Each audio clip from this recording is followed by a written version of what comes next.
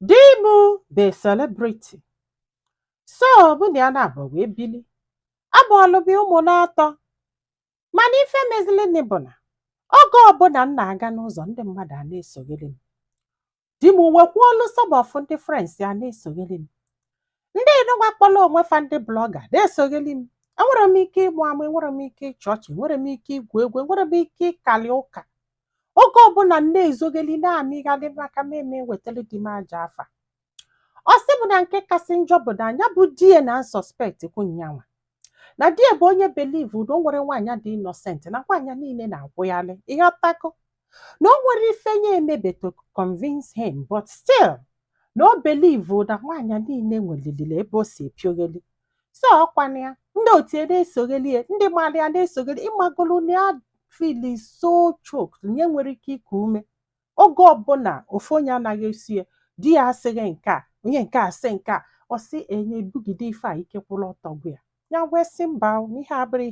ihe a ga-eme o. Regardless na di ya na-akwụgharị ịmagonu ndị na-eme ife onyonyo n'iru akwụkwọ nwere mgbe ha akwụgharịla. Hapụ ịghọtago o buziele datị na a na-agwafa bozie nyanwa ịmagolu justice like transfer of agre ụdị ha anwa. Ọ bụzialụ nyanwa bụ ihe na-ebughelizi ya maka na mebi nọọ etunye na ndị ya na ya na-abọ si emeke fim si eme o, mana o belivuru na o nwere nwaanyị dị innocent.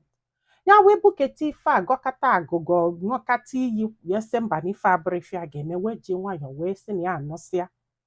wee hapụ di ya wee na. So ọkwana ya n'afa divorce mana ihe mere gịnị na echenjiri afa di ya na-eyuzukwa afa di ya still. Ya wee nụọ di ọzọ ọ sị bụ na this guy ya nọ wee bụrụ ya gbara na onye a abụrụ mmadụ. Ịghọtago na ya mụrụ na onye a abụrụ mmadụ si m very irresponsible na ọ chọrọ ịlụ ọlụ na-akwụghalị na nke kasị njọ bụ na ọ na-aṅụ mmanya, ọṅụsa mmanya ọ na-esi. Ọ sị m mba o, ọ sị m mba nye buo ihe acha buo ihe acha sị mba na life ya hapụrụ ka nke ya jekwuolu mma. Ya wee cheketa ife a ga-eme na ya mụrụ ya wee sị na ya chọrọ sị na ya ma ntọ bikos na ya na-anụ di ịghọta kịta maka na ya afụgo things. Ya wee hapụ onye nke afọ sị na ya anụsịa Chineke ndale. Ọ sị bụ ndị akwado ya, ọ sị bụ mana ife a ji wee wepụtala anyị akụkọ ọbụla gịnị mere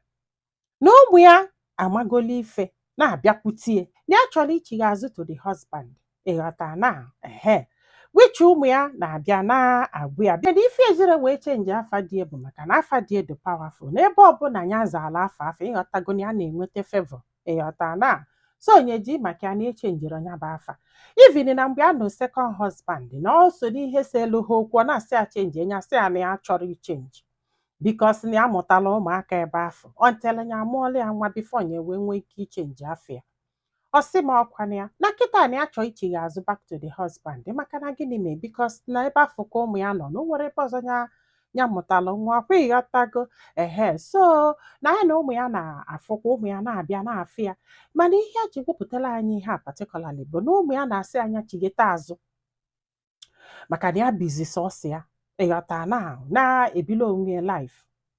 mana ụmụ ya si anya chigeta azụ so ha wee gwa papa ha jụ ịmago na ụmụ ya wee na-asị ya na papa ha jụrụ mana ọ jụsiri ike ịmagolo na mmụọ kwere ekwe mana arụ esiri ike dute ihe ndị mmadụ ga-ekwu na ọ bụrụ na ọ bata ịmagolo ọbịazi afọ ya ka ha na ya afịọchaba ha fịọchagide na ọ ga-ahapụ ya. Ndị frens a na-asị anyị ejene ya chelo ntelu di enye approva na onwe ka ọ dụ ịhapụcha nwoke bịakwajila aka gị fọs onwe gị to the guy ọ bụ ịghọta na ọ sị m nne ya mee ezigbo mistake na ndụ ya na-ebi mgbe afọ na ọsọsọ complain anya na etu esi eche okie ịmago n'ụdị ha anwa ka ji wee gbaa ọsọ mana ka apụtalụ na ya dọrọ happy maka na ya nwetara ụdị life ahụ again and na nwoke ya nọla anụ dị very very irresponsible na ndị na-abịarị ya kịta na ya chọkwu bikos na gịnị mee na ya chọọ ichighezi azụ back to ụmụ ya na ya chọzikwa ịmụ nwa na ụmụaka na-atọ ọnụnwa bụ ife ya chọzi ike anọdụ anya ya wee na-ajụ onye mee ife ụmụ ya kwuru like solu nnọọ ụmụaka bata n'ọlụ di efuzi anya ha afịọchaba ịmago onu na ejizielu nwayọ wee likpukwe na di ya anụbekwe nwaanyị ọzọ na ọnụrụkwa nwaanyị ọzọ ka onye chelu until accept ebe ya na ụmụ ya nọ na abatụrụ ịghọtagodo na ya ma nọ igo mana still nọ ife ya chọrọ ịma ike gwụrụ ike gwụrụ mgbe ụfọdụ iche na ebe ị na-adọrọ mma ise ka ịgbapụtazi ifụ na ana-adụ ọkwụ level. Anyway, ihe anụnwa masị kene ọ bụrụ tradition but etu o si emezi na be anyị kịta ọdụ ka a ga-asịzi na tradition ka ọ bụ like ịmụtasịa nwa mgbe famali ife they look for you, ọ bụrụ nne fe they look for nne fe, ọ bụrụ nna fa they look for nna fa, ịghọta now. So dịghị might know that it will happen too, but amụrụ m ka m ga-esisi gị jos bụrụ onwe gị jee na nwoke iji aka gị hapụ sị na ị chọrọzi ịmago n'ụdị ha afọ Alice bidogodo niile akpọ ya na fon ịkpọ onye eju onye ese ịmagonu ka ime ụdị ha anwa I just want to check on you ụdị ha anwa he then from there ibido kalitali ya your interest ọ nwoke ka ọ bụ o nwere ike ọ chọgodo gị but igo dị ya n'isi ọ ga-ala ekelele ka ebe ndị a si woman so ọ bụzikwa na ọ chọrọ gị ịmalụ dị level ọ nọ na ya apịghọtago na nke ụmụaka na-asị ọsị na ọsị ịmagolo ụdị ha anwa just I don't know but good luck to you. Ndị be anyị daalụnụ ka ọ dị n'ụbọchị ọzọ.